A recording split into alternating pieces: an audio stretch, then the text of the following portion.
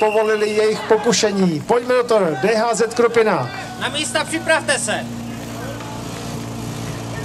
Pozor!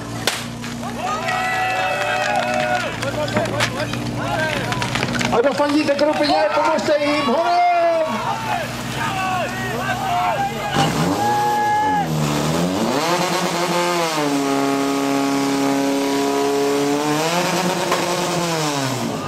A i tady na vlašské straně. A okaři zkusíme, ale chlapi by to možná rádi ještě naplnili, aby rozhýbali ty terče. Je to od nich pěkné sportovní gesto, to si myslím, že stojí za ocen.